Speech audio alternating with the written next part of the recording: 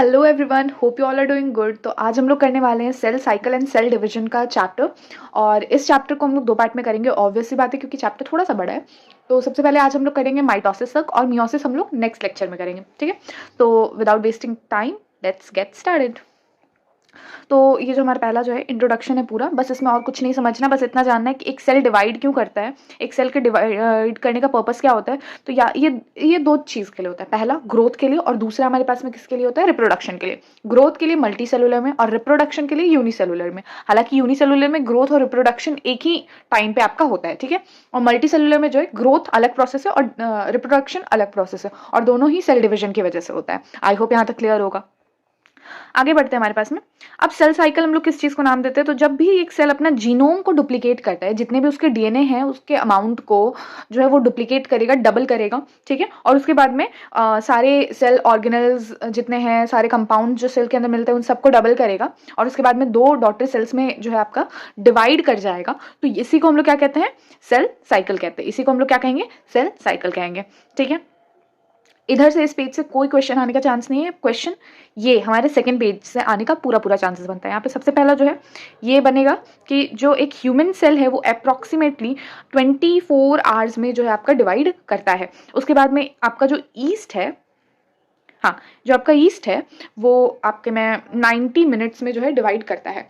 हमारे पास में सेल साइकिल का जो है दो फेज होता है, पहला इंटरफेज, दूसरा एम फेज। इंटरफेज और एम फेज हमारे पास में दो फेजेस आते हैं किसके, सेल साइकिल के, ठीक है। जिसमें से अबाउट 95% जो हमारे पास में टाइम होता है, 95% जो है वो हमारे पास में इंटरफेज में चला जाता है, और बचा हुआ 5% जो है हमारे पास में एम फेज आता है, ठीक है। एम फेज को हम लोग माइटोसिस फेज भी कहते हैं, इन माइटोसिस। और मियोसिस में जब बात करेंगे तो एम फेज मतलब मियोसिस फेज, ठीक है। तो जो हमारे पास में 95% टाइम है, you can say almost 23 hours, अगर एक हम लोग ह्यूमन सेल के डिवीजन का बात करें तो ऑलमोस्ट 23 आवर्स जो है हमारे पास में किसमें चला जाता है, इंटरफेज में, और बचा हुआ 1 घंटा लास्ट में वो हमारा एम फेज में जाता है, ठीक है। तो अब इंटरफेज में इतना जो टाइम जा रहा है तो इसका तो ऑफकोर्स बहुत बड़ा जो है रोल होगा, ऑफकोर्स इसका बहुत बड़ा रोल होता है सेल डिवीजन में। तो इसको हम लोग फर्दर 3 ग्रुप में क्लासीफाई करते हैं। पहला हो गया G1, then S phase, then G2 phase. G1 को गैप 1 फेज कहते हैं, S फेज को सिंथेसिस फेज कहते हैं, G2 फेज को हम लोग गैप फेज कहते हैं, गैप 2 फेज, ठीक है। यहां तक बात क्लियर है। अब ये देखो, ये जितनी मार्किंग्स है ये सब आपके एक एक क्वेश्चन है PYQs के, ठीक है। पहला यहाँ है एस या सिंथेसिस फेज में। पहले हम लोग G1 फेज से स्टार्ट करते हैं, थोड़ा सा हम लोग नॉर्मल चीजें भी पढ़ते हुए चलेंगे जिसका इंपॉर्टेंट है हमारे लिए यहाँ पे। G1 phase correspond to interval between mitosis and initiation of DNA replication. मतलब हमारे पास में एस फेज के स्टार्ट होने से पहले हमारे पास में क्या आता है, G1 फेज, और पहले वाला जो माइटोसिस खत्म हुआ है फिर G1 आएगा, फिर S फेज। तो S फेज और माइटोसिस फेज जो होता है हमारे पास में, दैट इज M फेज, इन दोनों के बीच के गैप को कहते हैं गैप 1 फेज, ठीक है। तो गैप 1 फेज में during G1 phase cell is metabolically active, continuously dividing, continuously growing होता है, बट इसमें डीएनए रेप्लिकेशन नहीं होता है, ठीक है। अब एस फेज की बात करते हैं हम लोग। एस फेज में क्या होगा, एस फेज में हमारे पास में सिंथेसिस फेज इसको कहते हैं। इस टाइम पे क्या होता है, अमाउंट ऑफ डीएनए पर सेल डबल हो जाता है। अगर एस फेज से पहले हमारे पास 2C कंटेंट था, तो एस फेज के बाद हमारे पास में कितना हो जाएगा, हमारे पास में 4C कंटेंट हो जाएगा। यही एग्जांपल यहाँ पे बताया गया आपको, ठीक है। There is no increase in chromosome number. Chromosome number नहीं बढ़ता है, बस उसका अमाउंट बढ़ जाता है। मतलब अगर 46 क्रोमोसोम है तो 46 ही क्रोमोसोम रहेगा, उसका नंबर नहीं बढ़ेगा। आपको 46 से आपका डबल नहीं हो जाएगा, ठीक है, लेकिन उसका अमाउंट डबल हो जाएगा। मतलब अगर ये हाथ के फिंगर्स हैं, ठीक है, मेरे हाथ में 5 फिंगर्स है, तो मेरे एक हाथ में जो है आपके इसका अमाउंट बढ़ के 10 फिंगर्स नहीं हो जाएंगे, बस इसके जैसा और 5 बन जाएगा, ऐसे बन जाएगा, ठीक है। लेकिन इसमें जो आपका है प्लॉइडी चेंज नहीं होगा, ठीक है। इसके बाद में अगर एनिमल सेल की बात करें, in animal cell during S phase DNA replication begins in the nucleus और and the centriole duplicates in cytoplasm. इसका क्या मतलब होता है कि क्रोमोसोम डीएनए जो है उसका हमारे पास में जो है सिंथेसिस या रेप्लिकेशन बोल लो, वो हमारे पास में न्यूक्लियस में होता है, और सेंट्रियोल्स का जो डुप्लीकेशन है वो हमारे पास में साइटोप्लाज्म में होता है। क्वेश्चन आज तक नहीं आया है और आने के चांसेस भी कम है, ठीक है। ड्यूरिंग G2 फेज, अब यहाँ पे G2 फेज में थोड़ा सा समझना है हम लोग को। G2 phase protein are synthesize. G2 phase में हमारे पास में क्या होता है, सारे प्रोटीन जितने होते हैं वो सारे सिंथेसाइज करते हैं। G1 या S फेज में कोई भी प्रोटीन नहीं सिंथेसाइज होता है। लेकिन यहाँ पे एक क्वेश्चन बनता है नीट का क्वेश्चन क्या बनता है कि ड्यूरिंग एस फेज हमारे पास में क्या होता है कि हिस्टोन प्रोटीन जो है ये मात्र एक हमारे पास में बनता है। ठीक है, अब ये चीज हो गई हमारे पास में। During S phase histone protein are synthesize in eukaryote, 2005 का PYQ है, और बीच में भी एक बार 2 बार और रिपीट हुआ है। ठीक है, तो ये चीज है, ये पूरा है आपके पास में। ठीक है, अब आते हैं हम लोग नेक्स्ट अपने पेज पे। ओके, हम लोग चलते अपने थर्ड पेज पे। तो यहाँ पे हमें क्या दिखाया है, सबसे पहले ऊपर में जो PYQs है वो देख लेते हैं हम लोग।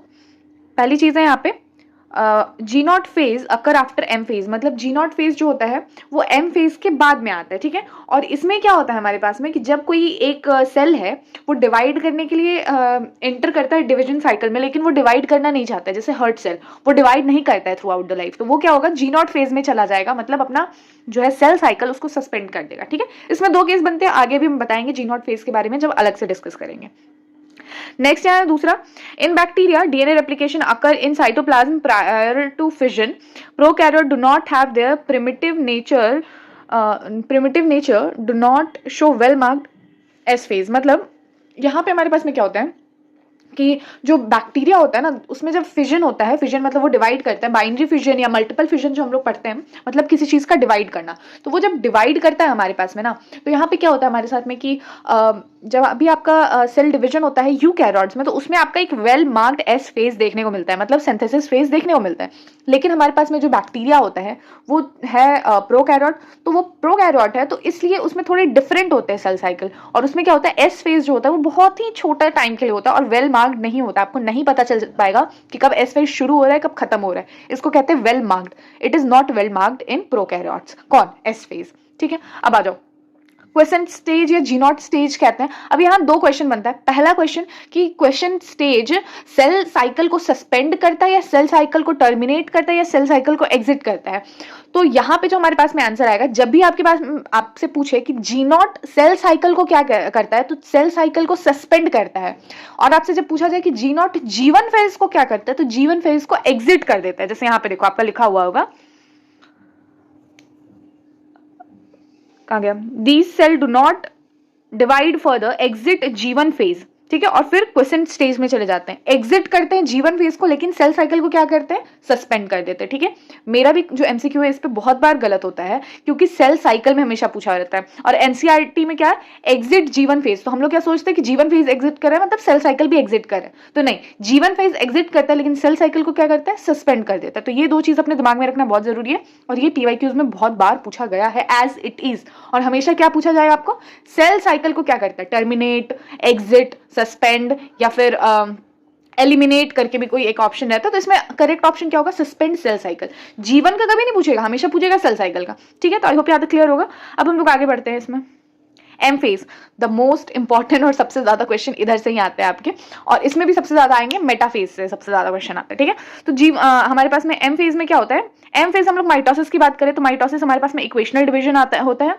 माइटोसिस हमारे पास में क्या हो गया, इक्वेशनल डिवीजन हुआ। पहला स्टेज जो होता है प्रोफेज, दूसरा मेटाफेज, तीसरा एनाफेज, चौथा हमारे पास में टीलोफेज। अब इन पूरे को पढ़ने नहीं बैठना है, हमें मेजर चीजें भी क्या कवर करनी है, मेन पॉइंट जो इनका जो ये कैरेक्टरिस्टिक वाला पॉइंट्स होगा ना, हर जो है एक फेज के बाद में आपके ये 2 पॉइंट्स, ऐसे 2 या 3 पॉइंट्स मिलेंगे, यही 2 पॉइंट आपको पढ़ना है, पूरा ये पैराग्राफ पढ़ने से कोई फायदा नहीं है। ठीक है, अब देखो यहाँ पे पहला इसमें प्रोफेज में आपका क्या दिखा रहा है, chromosomal material condense to form compact mitotic chromosome.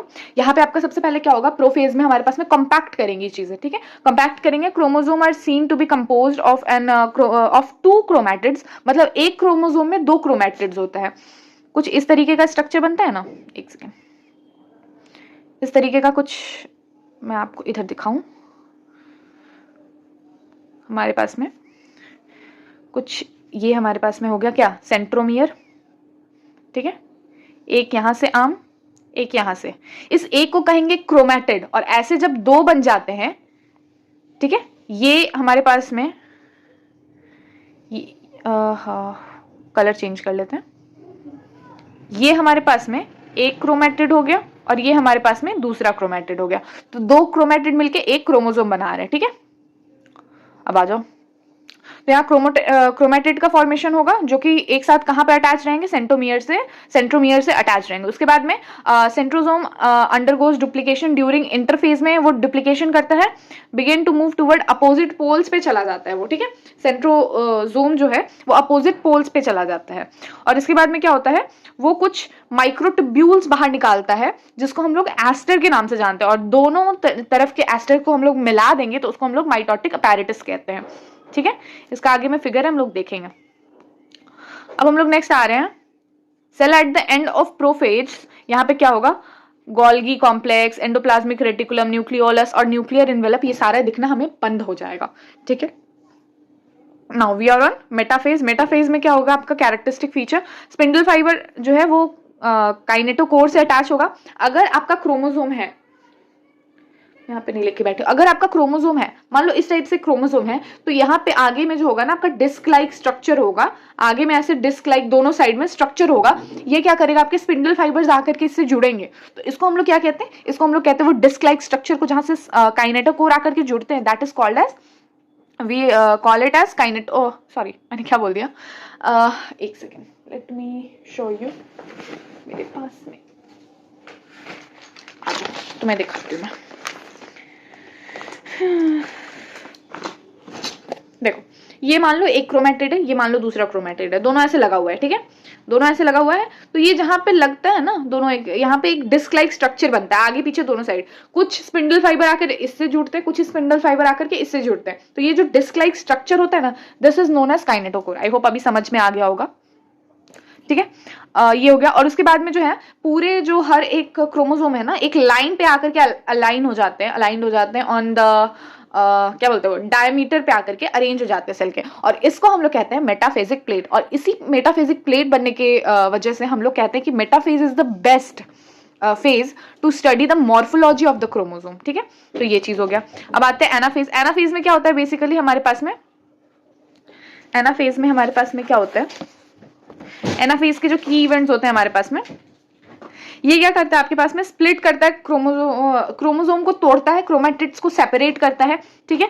तोड़ता है क्रोमोसोम को, और सेपरेट क्या होते हैं, क्रोमेटिड्स। एक पूरा क्रोमोसोम है ये टूटा, लेकिन सेपरेट क्रोमेटिड ही है ना। उसके बाद में क्रोमेटिड दोनों जो अपोजिट पोल पे जाकर के मिल जाते हैं, कुछ ये फेज आपका दिखने में आता है, ठीक है। यहाँ पे आपका PYQ बना है कि if colchicine is employed to the cell then it inhibits the formation of mitotic spindle.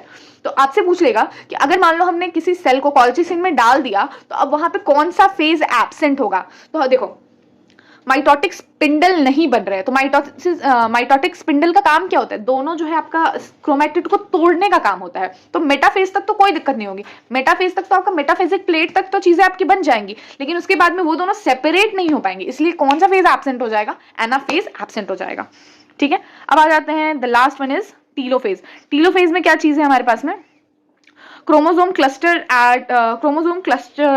at opposite spindle poles and their identity is lost as discrete element। मतलब वापस आपके पास में क्या होगा, वो क्रोमोसोम्स जो होंगे ना, क्रोमेटिड्स आपके खुल जाएंगे, वापस डिकंडेंस हो जाएंगे। उसके बाद न्यूक्लियर इन्वेलप जो है वापस बन जाएगा, दोनों डॉटर न्यूक्लियाई बन जाएंगे, और फिर हमारे पास में न्यूक्लियोलस, गोल्गी कॉम्प्लेक्स और ER जो होगा वो फॉर्म हो जाएगा, ठीक है। तो यहाँ तक चीजें हो जाएंगी। अब साइटोकाइनेसिस, अभी तक क्या हुआ आपका, न्यूक्लियस बटा, अब क्या होगा, साइटोप्लाज्म बटेगा, ठीक है। अब देखो यहाँ पे एनिमल सेल में क्या होगा आपका जो है, एनिमल सेल में ये आपका कुछ इस तरीके से टूटता है।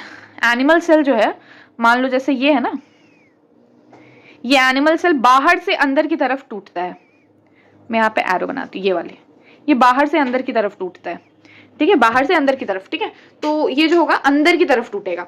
लेकिन प्लांट्स में क्या होता है, अंदर बीच में कुछ चीजें बननी होती है और वो धीरे धीरे बाहर की तरफ रेडिएट करती है, तो उसमें कुछ इस तरीके से टूटता है। मतलब ये है ना, जैसे बाहर से अंदर की तरफ टूटा किसमें, एनिमल्स में, लेकिन अंदर से बाहर की तरफ टूटता है प्लांट्स में, ठीक है। यहाँ पे फ्यूरो कहते हैं, फ्यूरो जो होता है ग्रेजुअली डीप होते जाता है और वो डिवाइड करता है। प्लांट्स के केस में क्या होता है, मिडिल मैन या फिर हम लोग सेल प्लेट इसको कहते हैं, इसका फॉर्मेशन होता है, वो बाहर तक में आपका बढ़ते जाता है, लैमिला बना देता है, और जो आपका सेल है वो डिवाइड कर जाता है।